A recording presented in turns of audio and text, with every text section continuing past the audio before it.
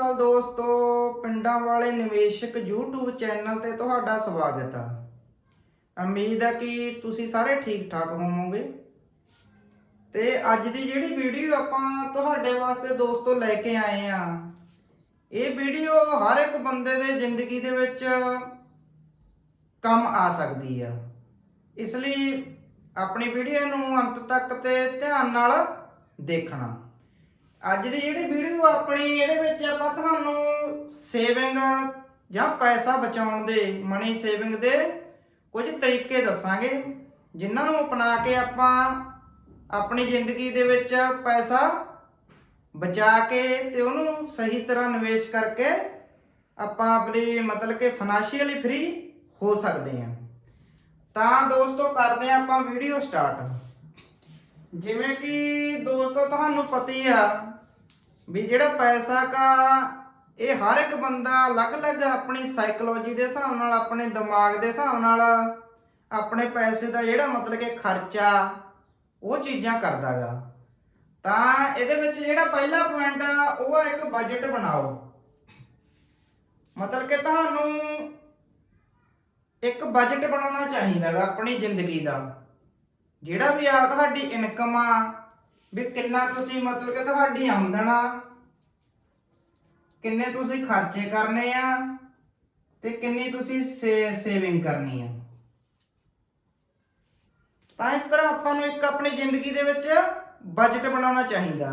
ਜਿਵੇਂ ਕਿ ਤੁਹਾਨੂੰ ਪਤਾ ਹੀ ਹੈ, ਕੋਈ ਵੀ ਗਵਰਨਮੈਂਟ ਹੈ, ਕੋਈ ਵੀ ਛੋਟੀ ਮੋਟੀ ਕੰਪਨੀ ਆ ਜਾਂ ਕੋਈ ਵੀ ਬਿਜ਼ਨਸਮੈਨ ਆ, ਤਾਂ ਬਜਟ ਤੋਂ ਬਿਨਾਂ ਉਹਨਾਂ ਦਾ ਕੰਮ ਚੱਲਦਾ ਨਹੀਂ। ਤਾਂ ਕਰਕੇ ਆਪਾਂ ਨੂੰ ਇੱਕ ਆਪਣਾ ਇੰਡੀਵਿਜੂਅਲ ਬਜਟ ਬਣਾਉਣਾ ਚਾਹੀਦਾ। ਆਪਣੇ ਘਰ ਦਾ ਇੱਕ ਆਪਣੇ ਕੋਲੇ ਬਜਟ ਹੋਣਾ ਚਾਹੀਦਾ। ਮੰਨ ਲਓ ਜੇ ਕਿਸੇ ਬੰਦੇ ਦੀ 5 ਲੱਖ ਇਨਕਮ ਆ, ਤਾਂ ਉਹਨੂੰ ਇਹ ਬਜਟ ਬਣਾ ਕੇ ਚੱਲਣਾ ਚਾਹੀਦਾ ਵੀ ਆਉਣ ਵਾਲੇ ਟਾਈਮ ਦੇ ਵਿੱਚ ਮੈਂ 3 ਲੱਖ ਰੁਪਈਆ ਦੇ ਖਰਚੇ ਕਰੂੰਗਾ ਤੇ 2 ਲੱਖ ਰੁਪਈਆ ਮੈਂ ਆਪਣਾ ਮਤਲਬ ਕਿ ਬਚਾਊਂਗਾ। ਤਾਂ ਫਿਰ 3 ਲੱਖ ਰੁਪਈਆ ਕਿੱਥੇ ਕਿੱਥੇ ਖਰਚ ਕਰੂਗਾ, ਤਾਂ ਉਹ ਉਹਨੂੰ ਮਤਲਬ ਕਿ ਆਪਣਾ ਪਹਿਲੀ ਲਿਖ ਕੇ ਰੱਖਣਾ ਚਾਹੀਦਾ। ਲਿਖਣ ਦੀ ਆਦਤ ਪਾਉਣੀ ਚਾਹੀਦੀ ਆ। ਜਿਹੜੇ ਬੰਦੇ ਲਿਖਦੇ ਨਹੀਂ ਐ, ਐਦੀ ਮਤਲਬ ਕਿ ਜਿੰਨੇ ਪੈਸੇ ਉਹਨਾਂ ਕੋਲੇ ਆਏ ਉਹਨਾਂ ਨੇ ਖਰਚਤੇ ਤੇ ਕਿਤੇ ਉਹਦਾ ਕੋਈ ਰਿਕਾਰਡ ਨਹੀਂ ਰੱਖਦੇ ਜਾਂ ਕਿਤੇ ਲਿਖਦੇ ਨਹੀਂ, ਤਾਂ ਫਿਰ ਉਹਨਾਂ ਦਾ ਜਿਹੜਾ ਮਤਲਬ ਕਿ ਫਾਈਨੈਂਸ਼ੀਅਲ ਸਿਸਟਮ ਆਪਾਂ ਉਹਨੂੰ ਇੰਨਾ ਚੰਗਾ ਮੰਨ ਨਹੀਂ ਸਕਦੇ। ਹਰ ਇੱਕ ਚੀਜ਼ ਨੂੰ ਲਿਖੋ, ਆਪਣੀ ਡਾਇਰੀ ਖੋਲੋ ਕੋਈ, ਜਾਂ ਆਪਣੇ ਅੱਜ ਕੱਲ੍ਹ ਫੋਨ ਦੇ ਵਿੱਚ ਬਹੁਤ ਸਾਰੀਆਂ ਐਪਾਂ ਆ ਗਈਆਂ ਨੇ, ਤਾਂ ਐਪ ਚਲਾ ਕੇ ਰੱਖੋ। ਉਹਦੇ ਵਿੱਚ ਆਪਣੇ ਡੇਲੀ ਦੇ ਖਰਚੇ ਆ ਜਿਹੜੇ ਉਹਨਾਂ ਨੂੰ ਮਤਲਬ ਕਿ ਐਂਟਰੀ ਕਰਦੇ ਰਹੋ ਜਾਂ ਲਿਖਦੇ ਰਹੋ। ਉਹਦੇ ਨਾਲ ਕੀ ਹੋਊਗਾ, ਤੁਸੀਂ ਆਪਣੇ ਮਤਲਬ ਕਿ ਬਾਅਦ ਦੇ ਵਿੱਚ ਫਾਲਤੂ ਖਰਚੇ ਨੇ ਜਿਹੜੇ ਆਪਣੇ ਵਾਧੂ ਦੇ, ਉਹਨਾਂ ਖਰਚਿਆਂ ਨੂੰ ਤੁਸੀਂ ਟਰੈਕ ਕਰ ਸਕਦੇ ਹੋ ਤੇ ਉਹਨਾਂ ਨੂੰ ਫਿਰ ਆਪਾਂ ਅਗਲੇ ਸਾਲ ਦੇ ਵਿੱਚ, ਜੇ ਇਹ ਸਾਲ ਨਹੀਂ ਹੋ ਸਕਿਆ ਤਾਂ ਅਗਲੇ ਸਾਲ ਦੇ ਵਿੱਚ ਆਪਾਂ ਉਹਨਾਂ ਨੂੰ ਘਟਾ ਸਕਦੇ ਹਾਂ। ਇਸ ਲਈ ਆਪਣੀ ਜ਼ਿੰਦਗੀ ਦੇ ਵਿੱਚ ਬਜਟ ਬਣਾਉਣਾ ਬਹੁਤ ਜ਼ਰੂਰੀ ਹੈ ਜੇਕਰ ਆਪਾਂ ਪੈਸਾ ਬਚਾਉਣਾ ਚਾਹੁੰਦੇ ਹਾਂ। ਇਸ ਤੋਂ ਬਾਅਦ ਜਿਹੜਾ ਦੂਸਰਾ ਪੁਆਇੰਟ ਆ ਆਪਣਾ, ਉਹ ਮਤਲਬ ਕਿ ਸਮਾਰਟ ਨਿਵੇਸ਼ ਰਣਨੀਤੀ ਬਣਾਓ। ਮਤਲਬ ਕਿ ਇੱਕ ਤਾਂ ਆਪਾਂ ਸ਼ਾਰਟ ਟਰਮ ਵਾਸਤੇ, ਥੋੜੇ ਸਮੇਂ ਵਾਸਤੇ ਤੇ ਇੱਕ ਲੰਮੇ ਸਮੇਂ ਵਾਸਤੇ। ਮੰਨ ਲਓ ਕਿਸੇ ਆਪਾਂ ਨੂੰ ਰੁਪਈਏ ਦੀ ਜ਼ਰੂਰਤ ਆ, ਮਤਲਬ ਕਿ 1 ਸਾਲ ਬਾਅਦ ਆਪਾਂ ਨੂੰ ਰੁਪਈਆ ਚਾਹੀਦਾ, ਤਾਂ ਆਪਾਂ ਉਹਨੂੰ ਮਤਲਬ ਕਿ ਇੱਕ ਇਹੋ ਜਿਹੀ ਚੀਜ਼ 'ਚ ਨਿਵੇਸ਼ ਕਰੀਏ ਜਿਵੇਂ ਆਪਾਂ FD ਦੇ ਵਿੱਚ ਨਿਵੇਸ਼ ਕਰ ਦਈਏ, ਜਾਂ ਫਿਰ ਕਿਸੇ ਨੂੰ ਮਤਲਬ ਕਿ ਆਪਾਂ ਵਿਆਜ ਤੇ ਦੇ ਦਈਏ, ਤਾਂ 1 ਸਾਲ ਵਾਸਤੇ ਜਾਂ 1.5 ਸਾਲ ਵਾਸਤੇ। ਤਾਂ ਇਹ ਆਪਣੇ ਸ਼ਾਰਟ ਟਰਮ ਪਲਾਨ ਹੁੰਦੇ ਆ, ਜਿਹੜੇ ਥੋੜੇ ਸਮੇਂ ਵਾਸਤੇ ਪਲਾਨ ਹੁੰਦੇ ਆ ਆਪਣੇ ਇਨਵੈਸਟਮੈਂਟ ਦੇ। ਉਸ ਤੋਂ ਬਾਅਦ ਇੱਕ ਲੰਮੇ ਸਮੇਂ ਵਾਸਤੇ ਆਪਣੇ ਪਲਾਨ ਹੁੰਦੇ ਆ। ਜਿਹੜੇ ਲੰਮੇ ਸਮੇਂ ਵਾਸਤੇ ਪਲਾਨ ਹੁੰਦੇ, ਇਹਦੇ ਵਿੱਚ ਮੰਨ ਲਓ ਜੇ ਕੋਈ ਜੌਬ ਕਰਦਾ ਤਾਂ NPS ਵੀ ਖੋਲ ਸਕਦਾ, ਨੈਸ਼ਨਲ ਪੈਨਸ਼ਨ ਸਕੀਮ। ਤੇ ਉਸ ਤੋਂ ਬਾਅਦ ਅਟਲ ਯੋਜਨਾ ਜਿਹੜੀ ਹੈ, ਅਟਲ ਯੋਜਨਾ ਸਕੀਮ, ਉਹਦੇ ਵਿੱਚ ਵੀ ਪੈਸਾ ਲਗਾ ਸਕਦਾ। ਤੇ ਜੇ ਕੋਈ ਚਾਹੇ ਤਾਂ SIP ਖੋਲ ਸਕਦਾ, ਜਾਂ ਫਿਰ ਸ਼ੇਅਰ ਮਾਰਕੀਟ ਦੇ ਵਿੱਚ ਵੀ ਆਪਾਂ ਪੈਸਾ ਲਗਾ ਸਕਦੇ ਹਾਂ। ਜੇਕਰ ਕਿਸੇ ਪੈਸੇ ਦੀ ਆਪਾਂ ਨੂੰ 5, 10 ਜਾਂ 15, 20 ਸਾਲਾਂ ਤੱਕ ਕੋਈ ਜ਼ਰੂਰਤ ਹੈ ਨਹੀਂ, ਹਜੇ ਆਪਣੇ ਕੋਲੇ ਪੈਸਾ ਵਾਧੂ ਪਿਆ, ਤਾਂ ਉਹਨੂੰ ਆਪਾਂ ਲੰਮੇ ਸਮੇਂ ਵਾਸਤੇ ਨਿਵੇਸ਼ ਕਰਕੇ ਉਹਦੇ ਉੱਤੋਂ ਵਧੀਆ ਰਿਟਰਨ ਤੇ ਉਹ ਆਪਣੇ ਪੈਸੇ ਨੂੰ ਵਧਾ ਸਕਦੇ ਹਾਂ। ਜੇਕਰ ਆਪਾਂ ਨੂੰ ਥੋੜੇ ਸਮੇਂ ਵਾਸਤੇ ਪੈਸਾ ਚਾਹੀਦਾ 1 ਅੱਧੇ ਸਾਲ ਤੱਕ, ਤਾਂ ਆਪਾਂ FD ਵੀ ਕਰਵਾ ਸਕਦੇ ਹਾਂ ਜਾਂ ਕਿਸੇ ਨੂੰ ਵੈਸੇ ਹੀ ਵਿਆਜ ਤੇ ਦੇ ਸਕਦੇ ਹਾਂ। ਤਾਂ ਇਹ ਆਪਣੇ ਮਤਲਬ ਕਿ ਸੇਵਿੰਗ ਦਾ ਜਿਹੜਾ ਉਹ ਸਮਾਰਟ ਨਿਵੇਸ਼ ਦੀ ਰਣਨੀਤੀ ਆ, ਤਾਂ ਆਪਾਂ ਨੂੰ ਆਪਣੀ ਇਹ ਰਣਨੀਤੀ ਵੀ ਬਣਾਉਣੀ ਚਾਹੀਦੀ ਹੈ। ਇਸ ਤੋਂ ਬਾਅਦ ਜਿਹੜਾ ਤੀਸਰਾ ਪੁਆਇੰਟ ਆ ਦੋਸਤੋ, ਉਹ ਇੱਕ ਐਮਰਜੈਂਸੀ ਫੰਡ ਸਥਾਪਿਤ ਕਰੋ। ਜਿਵੇਂ ਕਿ ਮੈਂ ਤੁਹਾਨੂੰ ਪਹਿਲਾਂ ਦੀ ਵੀਡੀਓ ਦੇ ਵਿੱਚ ਵੀ ਦੱਸਿਆ ਵੀ ਐਮਰਜੈਂਸੀ ਆ ਜਿਹੜੀ ਉਹ ਕਦੋਂ ਵੀ ਆ ਸਕਦੀ ਆ, ਤਾਂ ਆਪਾਂ ਨੂੰ ਇੱਕ ਐਮਰਜੈਂਸੀ ਆਪਣਾ ਫੰਡ ਤਿਆਰ ਕਰਦੇ ਰਹਿਣਾ ਚਾਹੀਦਾ। ਮਤਲਬ ਕਿ ਆਪਣੀ ਆਮਦਨ ਦਾ 5-4% ਸਾਈਡ ਤੇ ਰੱਖਣਾ ਚਾਹੀਦਾ, ਜਿਹੜਾ ਕਿਤੇ ਆਪਾਂ ਨੂੰ ਐਮਰਜੈਂਸੀ ਦੇ ਵਿੱਚ ਜ਼ਰੂਰਤ ਪਵੇ ਤਾਂ ਆਪਾਂ ਉਹ ਫੰਡ ਨੂੰ ਆਪਣੀ ਐਮਰਜੈਂਸੀ ਦੇ ਵਿੱਚ ਲਾ ਸਕੀਏ। ਤੇ ਆਪਾਂ ਨੂੰ ਜਿਹੜਾ ਆਪਾਂ ਲੰਮੇ ਸਮੇਂ ਵਾਸਤੇ ਨਿਵੇਸ਼ ਕਰ ਰਹੇ ਆ ਉਹਦੇ ਵਿੱਚ ਆਪਣਾ ਪੈਸਾ ਆਪਾਂ ਨੂੰ ਕੱਢਣ ਦੀ ਜ਼ਰੂਰਤ ਨਾ ਪਵੇ। ਜੇਕਰ ਆਪਣੇ ਉੱਤੇ ਕੋਈ ਐਮਰਜੈਂਸੀ ਆਉਂਦੀ ਹੈ ਤਾਂ ਐਮਰਜੈਂਸੀ ਵਾਸਤੇ ਆਪਾਂ ਨੂੰ ਅਲੱਗ ਤੋਂ ਇੱਕ ਫੰਡ ਰੱਖਣਾ ਚਾਹੀਦਾ।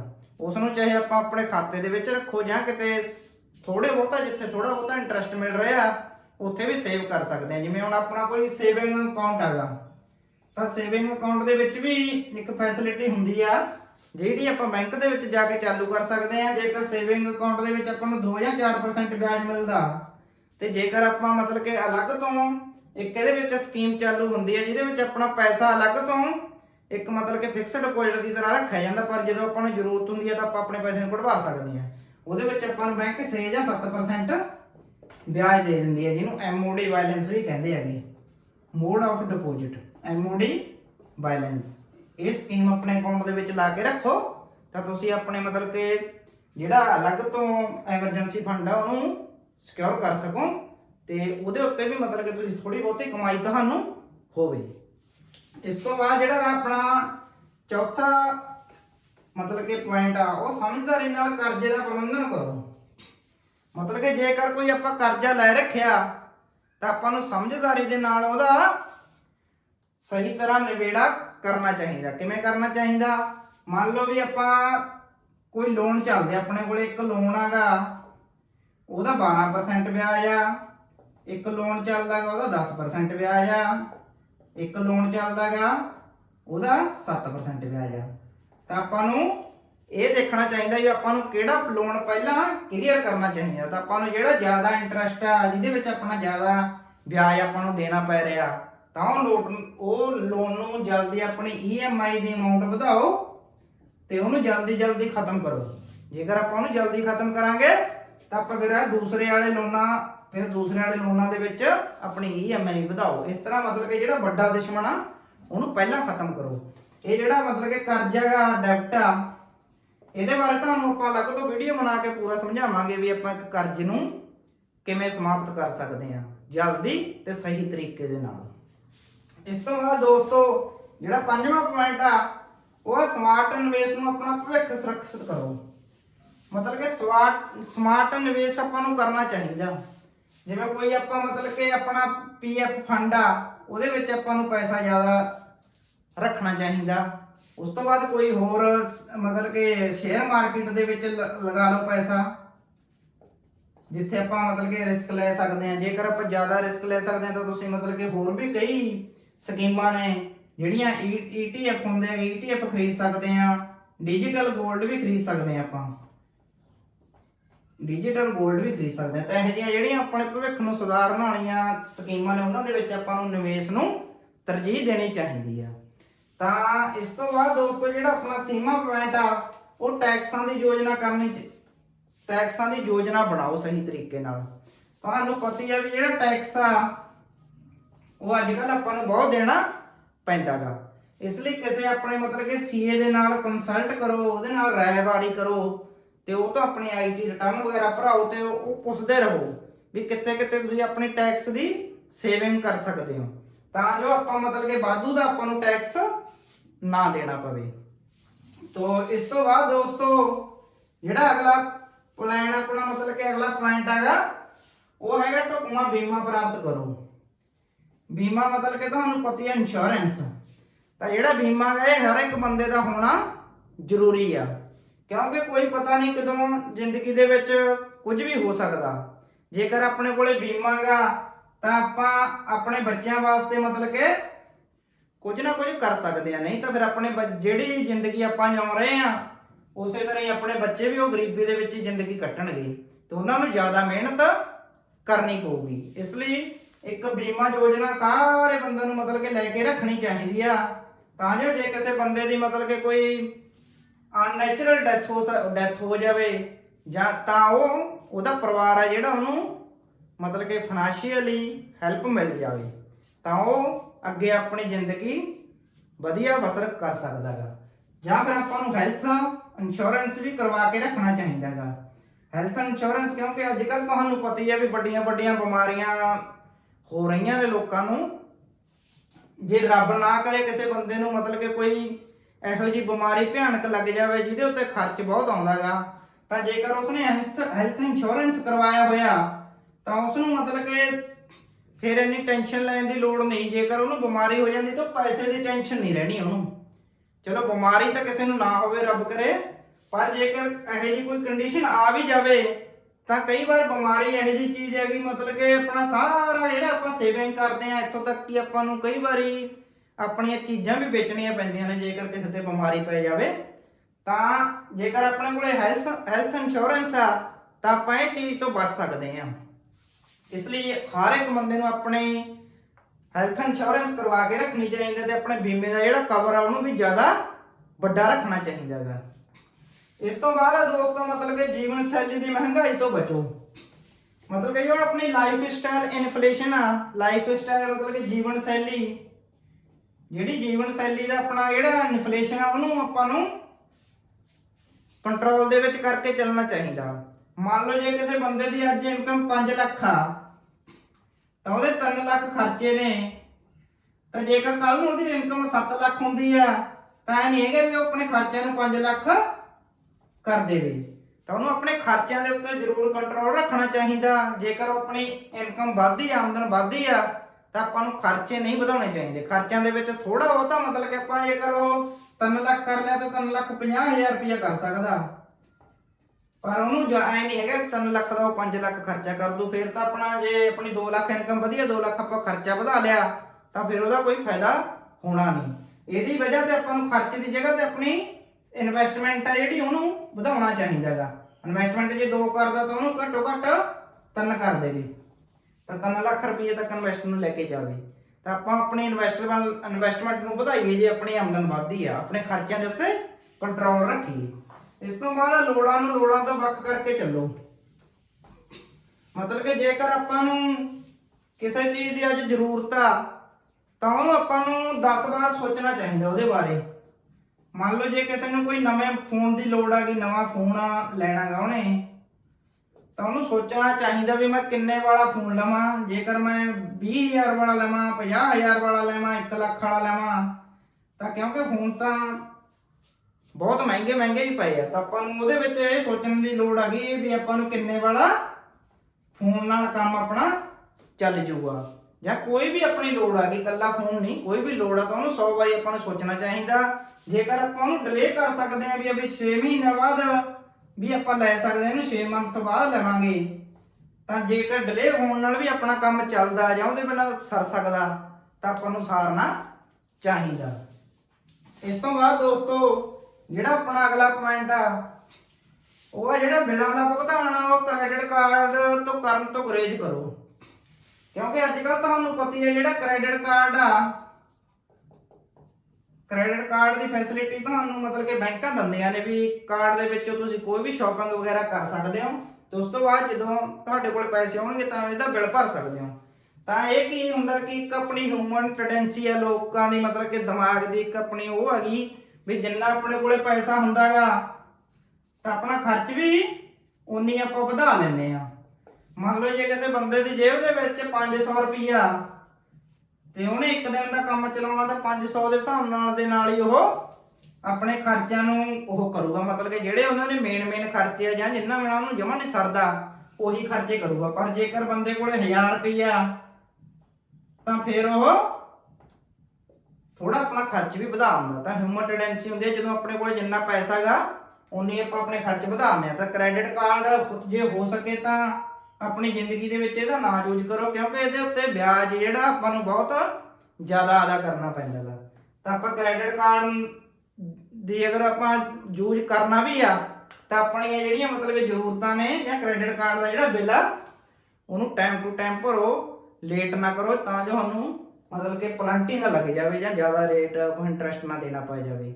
ਤਾਂ ਕਈ ਵਾਰ ਇਹ ਕ੍ਰੈਡਿਟ ਕਾਰਡ ਆਪਣੀ ਸੇਵਿੰਗ ਵਾਲਾ ਜਿਹੜਾ ਪੈਸਾ ਗਾ ਉਹ ਵੀ ਲੈ ਕੇ ਚਲਾ ਜਾਂਦਾ ਗਾ।